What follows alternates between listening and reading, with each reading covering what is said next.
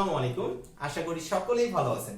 আজকে আমরা নবম দশম শ্রেণীর সমান্তর ধারা নিয়ে আলোচনা করব। নবম দশম শ্রেণী থেকে শুরু করে বিভিন্ন ধরনের প্রতিযোগিতামূলক পরীক্ষায় এই অধ্যায়টা খুবই গুরুত্বপূর্ণ। মাঝে মাঝে একটা আবার কি দুইটাও প্রশ্ন দিয়ে দেয়। চলেন আজকে আমরা কনসেপ্ট একেবারে 100% ক্লিয়ার করে কিভাবে নিমেষের মধ্যে করা যায় সেই জিনিসটা শিখব। এখানে আমাদের তিনটা টাইপে অঙ্কগুলো আসে। আমরা টাইপ ওয়াইজ সবকিছু শিখবো একটা অঙ্কের সাহায্যে, ঠিক আছে? তাহলে আমরা আগে শিখে আসছি যে সমান্তর ধারা জিনিসটা কি। ধরেন এরকম একটা ধারা দেয়া আছে 2 4 6 8 ডট ডট ডট ডট, এটা একটা ধারা দেয়া আছে। আরেকটা দিল 2 4 8 16 ডট ডট ডট, এরকম দুইটা ধারা দেয়া আছে। আমরা সমান্তর ধারা মনে করি এটা প্যাটার্ন দুইটা। সমান্তর ধারা কাকে বলবো? যখন পাশাপাশি দুটি পদের পার্থক্য সব সময় সমান হবে। পার্থক্য সমান হলে সেটাকে বলবো সমান্তর ধারা। যে কোনো একটা পদ নেন, মাইনাস যদি তার আগের পদটা করে, মানে কি আমি 4 নিলাম, মাইনাস তার আগের পদ কত 2, সমান সমান কত 2 আসছে। আবার 6 নিলাম, তাহলে 6 এর আগের পদ কত আছে 4, এটাও 2 আসছে। এই দুইটার পার্থক্য কত 2, তাহলে সব সময় কি 2 করে বাড়ছে। যখন এরকম একটা নির্দিষ্ট পার্থক্যে তারা বাড়বে বা পাশাপাশি দুটি পদের পার্থক্য সমান হবে, তখন সেই ধারাটাকে আমরা বলবো সমান্তর ধারা। সমান্তর ধারা, ওকে? আচ্ছা, তাহলে সমান্তর ধারা কি জিনিস? যখন পাশাপাশি দুটি পদের পার্থক্য সব সময় সমান হবে, তখন সেই ধারাটাকে আমরা বলবো সমান্তর ধারা। এখন পরের ধারাটায় যাই, তাহলে দেখি এটার পার্থক্য কত 2, তারপরে পার্থক্য কত 4, তারপরে পার্থক্য কত 8। তাহলে এটা তো আমার একই পার্থক্য হচ্ছে না, তার মানে কি এটা সমান্তর ধারা না। তাহলে এই এটা কি ধারা সেটা দেখি। তাহলে দেখেন যে কোনো একটা পদ ভাগ তার আগের পদ, মানে 4 ভাগ 2, 4 কে নিলেন তার আগের পদ আছে 2 সমান সমান 2।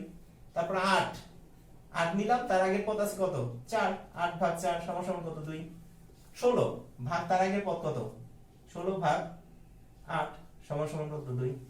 যখন একটা ধারা পাশাপাশি দুটি পদের অনুপাত সমান হবে, তখন সেই ধারাটাকে আমরা বলবো সমান্তর গুণোত্তর ধারা।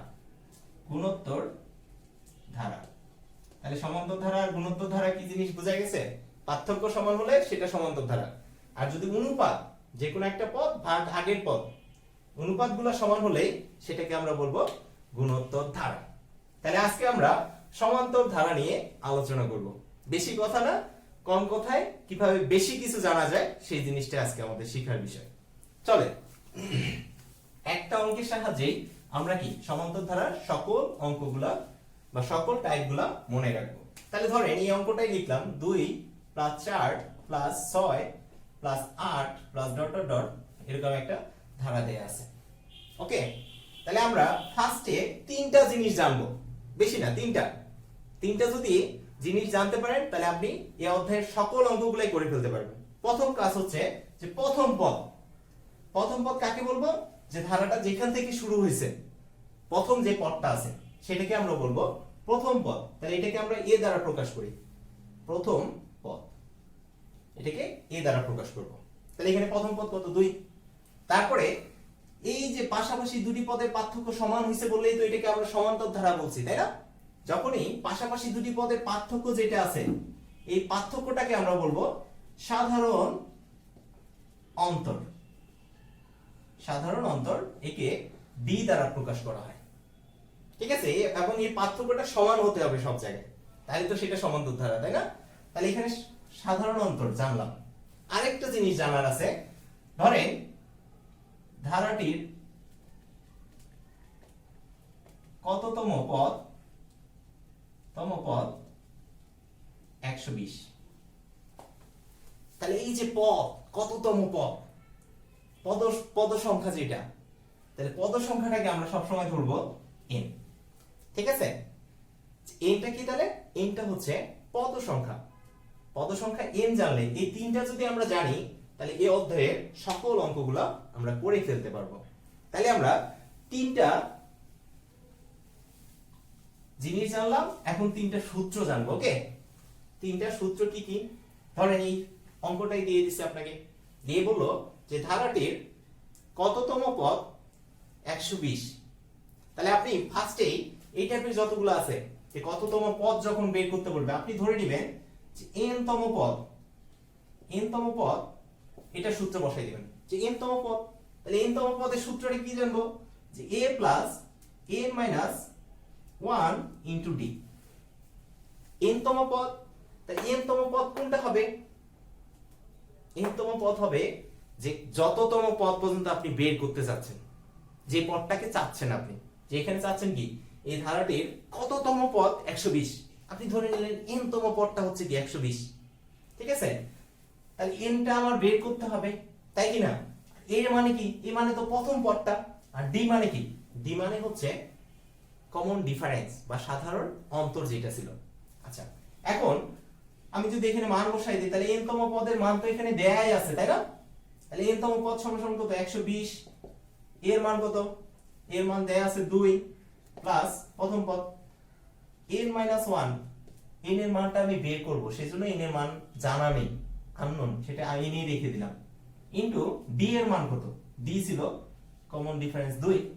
তাহলে এখান থেকে যদি আমরা ক্যালকুলেশন করি তাহলে 120 মাইনাস 2 ডিভাইড বাই কত?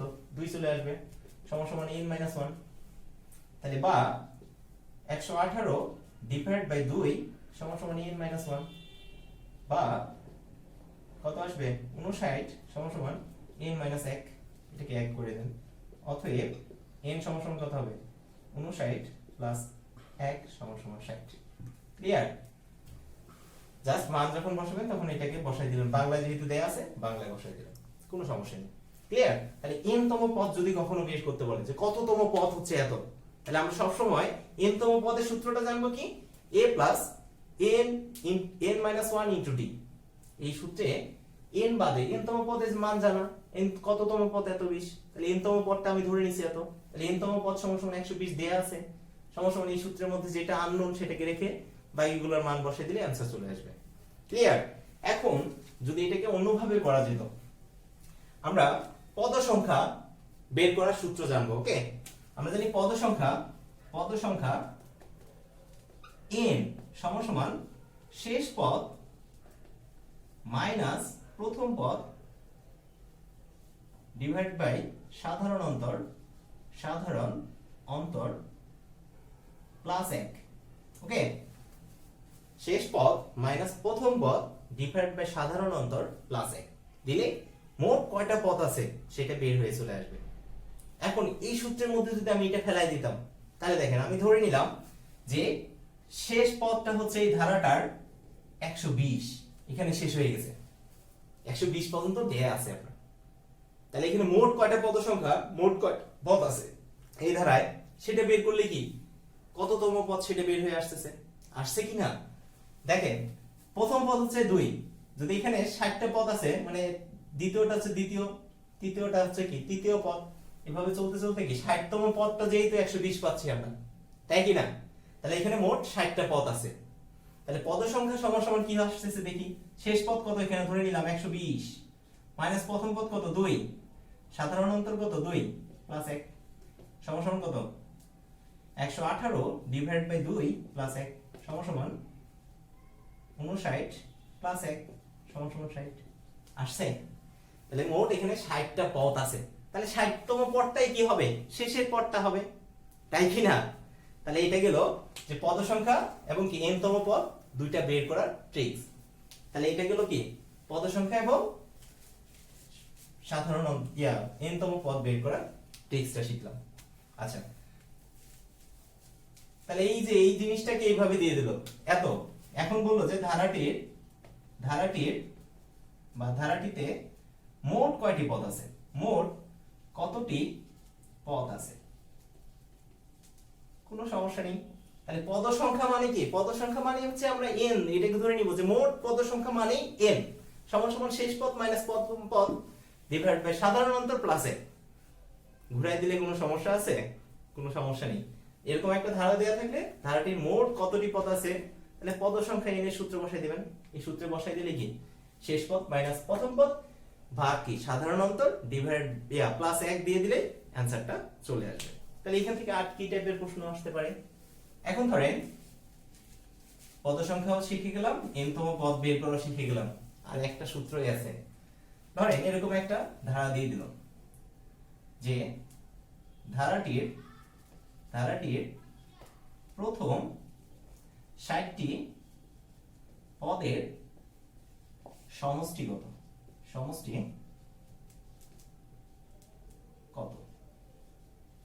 ওকে, প্রথম ৬০টি পদের সমষ্টি কত।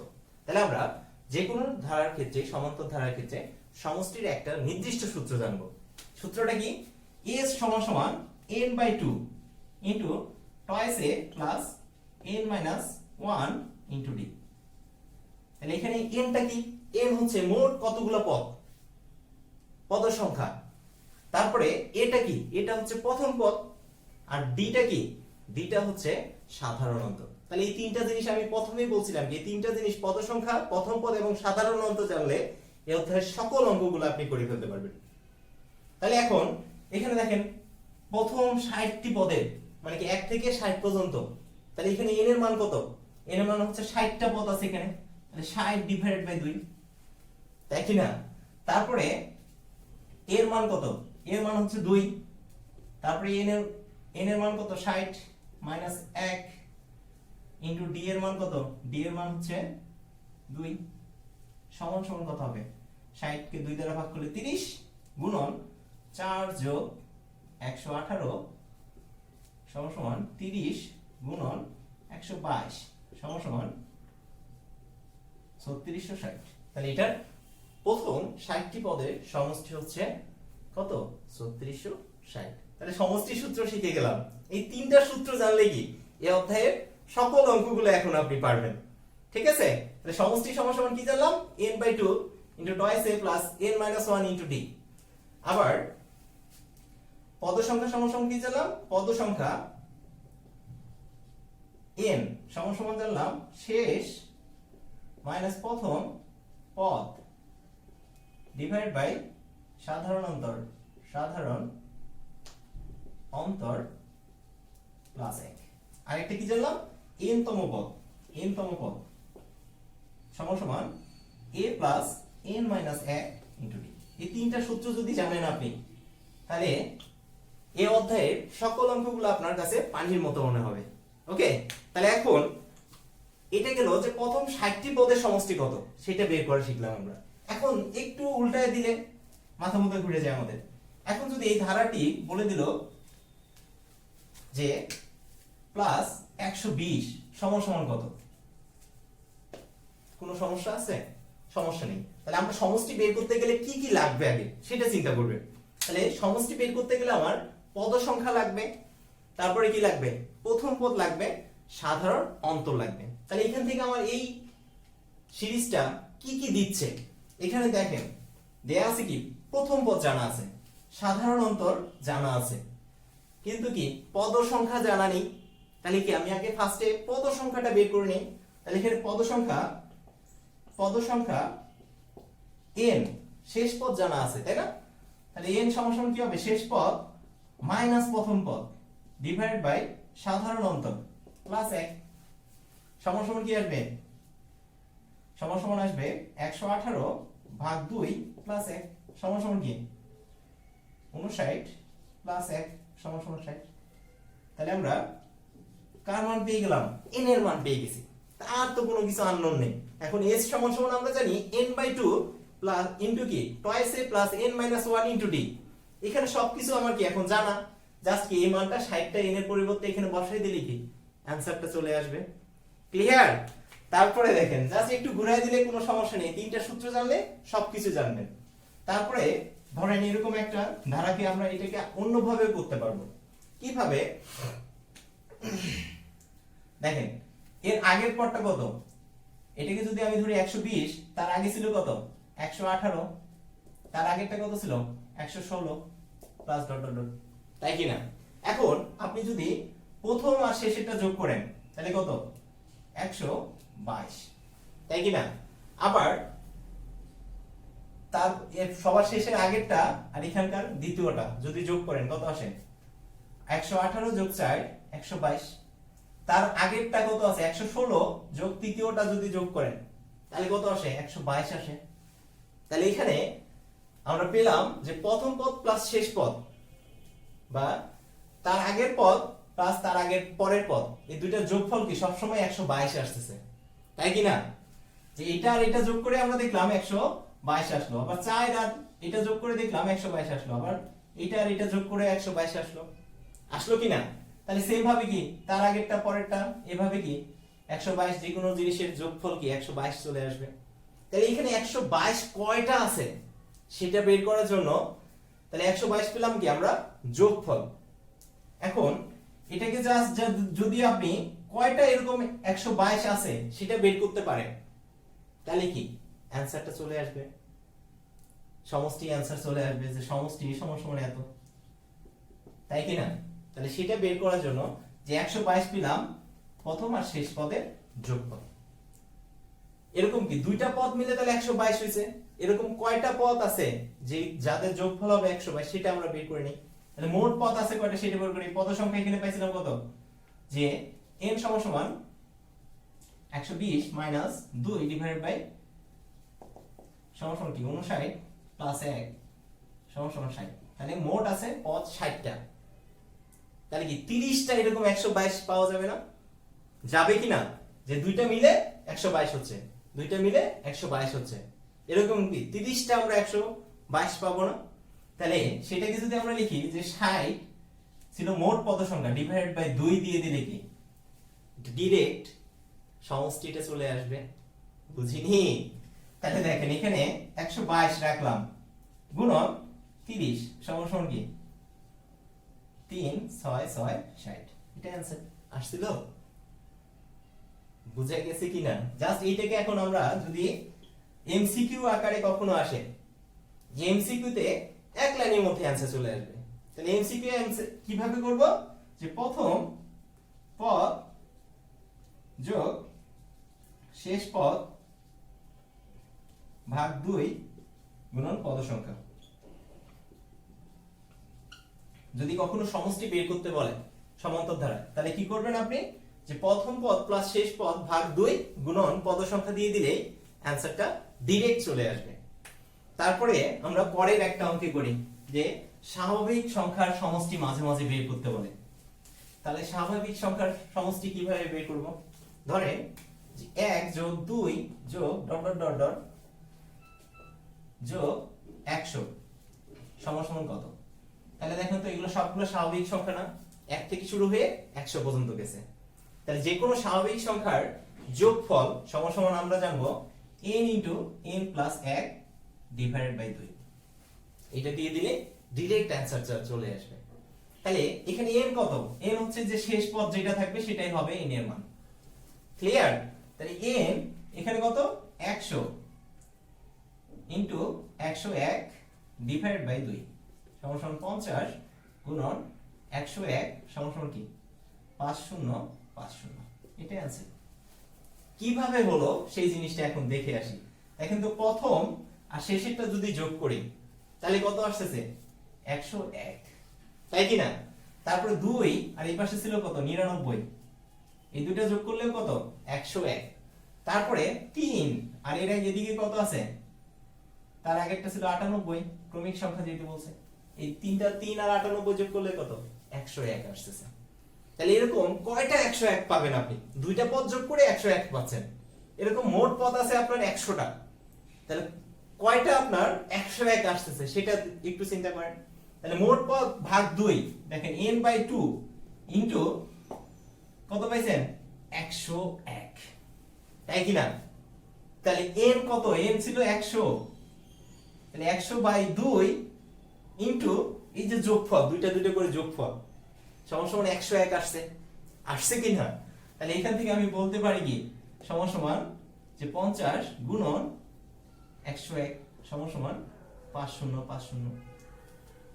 জিনিসটা এইভাবে আসছে যে যে কোনো স্বাভাবিক সংখ্যার যোগফল সমান কি, যে প্রথম পদ প্লাস শেষ পদ ডিভাইড বাই 2 ইনটু কি পদ সংখ্যা দিয়ে দিলে অ্যানসারটা মুহূর্তের মধ্যে আপনার চলে আসবে। তাহলে এখন সবাই ভালো থাকবেন, সুস্থ থাকবেন। আজকে এই পর্যন্তই। আমরা নেক্সট ক্লাসে বিভিন্ন ধরনের প্রতিযোগিতামূলক পরীক্ষায় সমান্তর ধারা থেকে যত অঙ্ক আসে সবগুলোর সমাধান করব। আল্লাহ হাফেজ।